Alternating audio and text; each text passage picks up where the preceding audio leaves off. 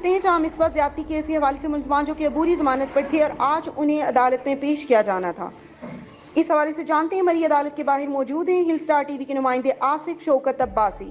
جی آصف شوکت عباسی، بتائیے گا کہ آج کی عدالتی کارروائی کیا رہی اور کیا ملزمان عدالت میں پیش ہوئے ہیں؟ جی غزالہ، میں موجود ہوں اس ٹائم کورٹ کے سامنے۔ ہمارے ساتھ موجود ہیں مصباح کے جو وکیل ہیں۔ آج کی جو عدالتی کارروائی ہوئی ہے ان سے ہم جانتے ہیں کہ جو جج صاحب نے جو عدالتی ریمارکس دیے ہیں کیا دیے ہیں۔ ہمارے ساتھ جو موجود ہے، سب سے پہلے ہم بات کرتے ہیں جو مصباح کے وکیل ہیں وسیم الدین عباسی صاحب، ایڈوکیٹ ہائی کورٹ، اور دوسرے وکیل ہیں ہمارے ساتھ ماجد نور راجہ صاحب، یہ بھی ہائی کورٹ کے ایڈوکیٹ ہیں۔ سر، آج کی جو عدالتی کارروائی ہے اس والے سے آپ کا کیا موقف ہے؟ اعوذ باللہ من الشیطان الرجیم، بسم اللہ الرحمن الرحیم۔ سب سے پہلے تو یہ بتاؤں کہ یہ مقدمہ نمبر 529/20 ہے، جس میں مصباح کے ساتھ زیادتی ہوئی اور شاذیب اس کا مرکزی ملزم تھا، جس کی عبوری ضمانت لگی ہوئی تھی آج۔ وہ عبوری ضمانت آج جج صاحب نے خارج کی ہے اور خارج ہونے کے بعد اس کی گرفتاری کے احکامات صادر فرمائے۔ یہ ملزم بھاگا ہوا ہے، پولیس نے آج تک اور ابھی تک اس کو گرفتار نہیں کیا۔ اس کا جو ہمراہی ملزم تھا عمران، وہ گرفتار ہوئے ہے، وہ آج مجسٹریٹ صاحب کے سامنے پیش ہوئے اور پیش ہونے کے بعد اس کا 3 دن کا جسمانی ریمانڈ دیا گیا۔ تو اس طرح کے اوفینسز میں جو کرمنالوجی کی تھیوری ہے اس کے تحت ایک ڈیٹرنس ہے، تھیوری آف ڈیٹرنس، کہ اس طرح کے مقدمات میں جو کورٹس ہیں ان کو بھی جارحانہ رویہ اپنانا چاہیے اور اس طرح کے ملزمان کے خلاف اچھے اور سخت آرڈر پاس کرنے چاہیے اور پولیس کو پابند کرنا چاہیے، تاکہ اس طرح کے جو کیسز ہیں ان میں پبلک میں یہ میسج جائے اور ان ملزمان کو عبرت کا نشانہ بنایا جائے۔ اس طرح کے احکامات ضروری ہیں، اس طرح کے مقدمات۔ سر، اس کیس میں سزا کیا ہے؟ اس کیس میں جی یہ تعزیرات پاکستان کی سیکشن 376 ہوتی ہے، اس کے تحت عمر قید کی سزا بھی دی جا سکتی ہے اور ڈیتھ پینلٹی بھی ہے، سزائے موت بھی ہو سکتی ہے، اور اس کی سزا 10 سال سے کم نہیں ہو سکتی اور 25 سال سے اوپر نہیں ہو سکتی اگر سزا دی جائے، اور اگر سزائے موت دی جائے تو وہ تو جس طرح باقی 302 کے کیسز میں اسی طرح عمل میں لائی جاتی ہے۔ سر، جو مرکزی ملزم ہے وہ تو ابھی تک اریسٹ نہیں ہوا، صرف نہ معلوم ہے یہ تعلق کس طرح ہوا ہے؟ یہ جو مرکزی ملزم ہے شاذیب، یہ چونکہ آج تک کے لیے عبوری ضمانت پر تھا، آج اس کی عبوری ضمانت خارج ہوئی ہے، آج تک کے لیے اس کو گرفتار کرنے کے حکم نہیں تھے۔ اب جو ہے آج عدالت نے اس کی عبوری ضمانت خارج کرتے ساتھ ہی گرفتاری کے حکم دیے ہیں، تو پولیس کو بھی ریکویسٹ ہے اس فورم کے ذریعے کہ اس شاذیب ملزم کو، جو مرکزی ملزم ہے، اس کو بھی گرفتار کیا جائے، اور جس طرح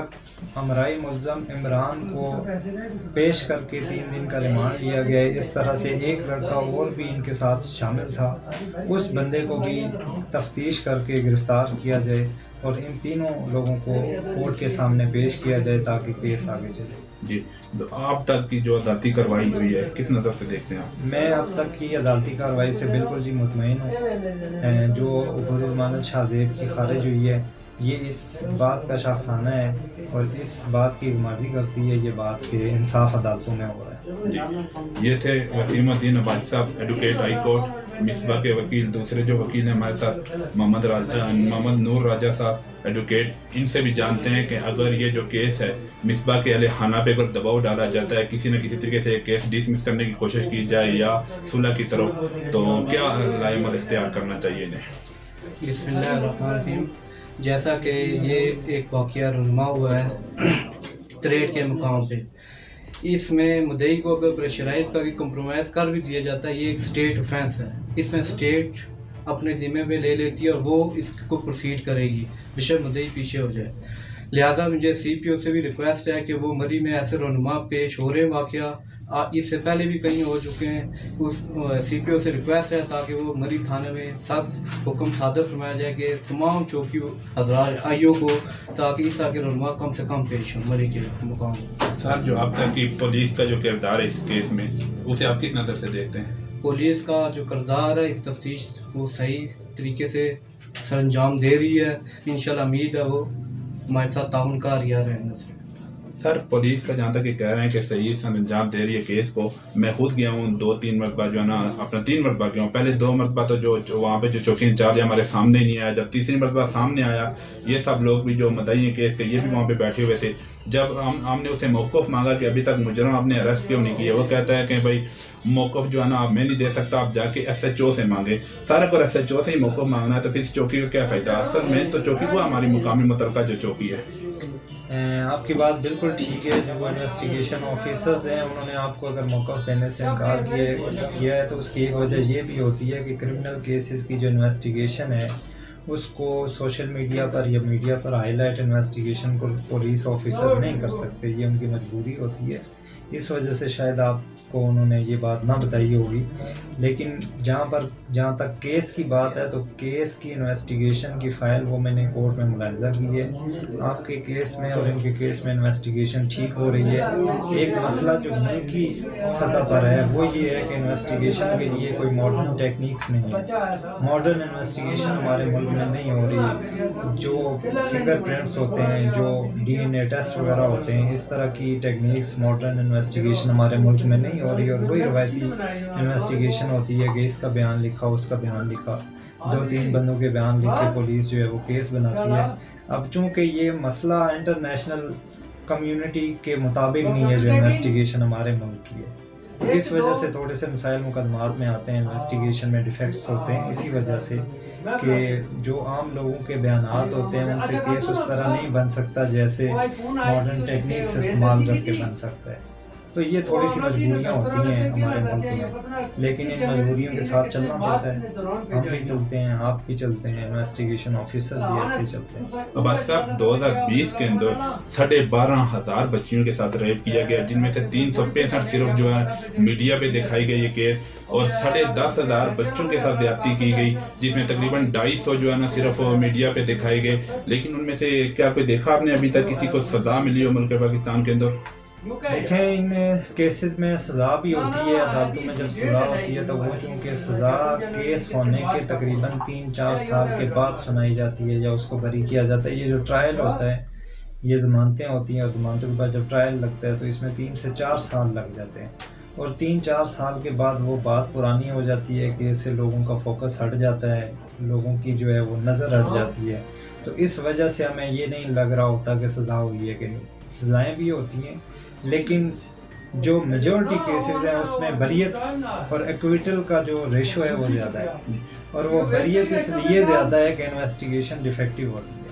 सर हमारे आइन में भी कोई तरमीम करनी पड़ेगी इस वजह से कि ताकि जो आइंदा के बाद ऐसे दरिंदे, ठीक है, ऐसे दरिंदों की दरिंदगी और आवाज़ से जो है ना आने वाली हमारी माएँ बहनें यहाँ की महफूज रह सके, कोई ऐसा सख्त कानून लाना चाहिए हमारी गवर्नमेंट को। जी, रिसेंटली ज़ैनब केस के बाद एक ऑर्डिनेंस जारी हुआ है, ज़ैनब अलर्ट ऑर्डिनेंस, और वो जारी होने के बाद अब ये है कि इस तरह की अगर छोटी बच्ची का कोई भी इस तरह का अगवा का रिपोर्ट होगी तो वो आप जब देते हैं थाने में तो उसके बाद डायरेक्ट जो है वो इन्वेस्टिगेशन शुरू हो जाती है।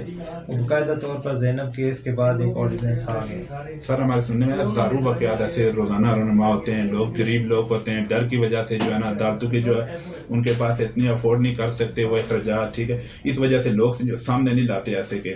तो इन लोगों के लिए आप क्या मैसेज देंगे हमारे सुनने वाले? मैं जो अभी इस केस का मुद्दई है, ये इस लड़की का भाई है, मैं इसकी हिम्मत की दाद देता हूँ। चूँकि मरी में स्पेशली जहाँ पर बरादरी सिस्टम बड़ा है, जहाँ पर मरी में एक छोटा सा वाक़या पूरी मरी को पता चल जाता है, तो इन सब चीज़ों को मद्देनज़र रखते हुए और इन सब चीज़ों के बावजूद भी इस बंदे ने हिम्मत की है कि पुलिस के सामने जाकर रिपोर्ट करवाई और अपने आप को भी इन्वेस्टिगेशन में शामिल करवाया, पेश हुआ। और तमाम ये जो हमारा सिस्टम है, जो सख्त सिस्टम है, इसके होने के बावजूद भी ये चौकी में गए और इन्होंने पुलिस की जो है वो मावनत हासिल की। मैं इनको जो है सल्यूट करता हूँ, चूँकि मोर देन 50% केसेस ऐसे होते हैं कि इस तरह के वाक़यात को दबा दिया जाता है, और वो दबाया इसलिए जाता है कि हमारी अपनी भी बेइज्जती है। तो वो जो है बेइज्जती, जब आप इस तरह के वाक़यात को दबाने की कोशिश करेंगे, वो हज़म कर लेंगे, आप अपने अंदर छुपा लेंगे, तो फिर ये सोसाइटी से इस तरह के जराइम का ख़ात्मा नहीं हो सकता। किसी न किसी ने स्टैंड लेना होता है, इन लोगों ने स्टैंड लिया है, तो ये बहुत अच्छी बात है। इसी तरह हर बंदे को अगर किसी के साथ इस तरह की वाक़या इस तरह का होता है और इस तरह का अकरेंस होती है, कोई जुर्म होता है, तो उस बंदे को स्टैंड लेना चाहिए। जी सर, आप हमारे सुनने वाले नाज़रीन को कोई मैसेज देना चाहेंगे इस केस के बारे में? मेरा पैगाम पूरी दुनिया, पूरे पाकिस्तान और ख़ास कर मरीज़ के लिए है। सब जितने नाज़रीन हैं उन्हें मैं ये देना चाहता हूँ कि आप कम अज़ कम अपनी जो छोटी बहनें भाई हैं इनको शाम के वक्त ना भेजा करें, अकेले तो बिल्कुल ना भेजें। किसी सामान के लिए या स्कूल अगर जाते हैं तो खुद छोड़ के खुद लेके आएं। यानी कि जितना भी अजीज और कारब हैं, ठीक है, अपने बच्चों का खुद ख्याल रखें, किसी पे एतबार ना करें, किसी पे एतबार ना करें, ना कदम पे, किसी पे भी, सिर्फ खुद लेके जाएं, खुद लेके आएं। जी नाज़रीन, जिस तरह आपसे सल्लम ने फरमाया कि जब आपकी औलाद 9 साल की एज की हो जाए तो आपसे सल्लम ने फरमाया कि उनके जो बिस्तर अपने भाइयों वालिदैन से भी अलहदा कर दिया जाए। ये नबी पाक सल्लल्लाहु अलैहि वसल्लम का भी फरमान है। तो मज़ीद जो केस है आगे, ये केस जो बढ़ेगा, हम जो भी ताज़ा अपडेट होगी हम आपको देंगे। तो सुनने वाले जितने भी हमारी नाज़रीन हैं, हमारी उनसे भरपूर अपील है कि इस केस को ज़्यादा से ज़्यादा हाईलाइट करें, उजागर करें, ताकि ये हाईलाइट हो जितना ये केस इतना मजबूत और मिसबा को इंसाफ मिल सके। जी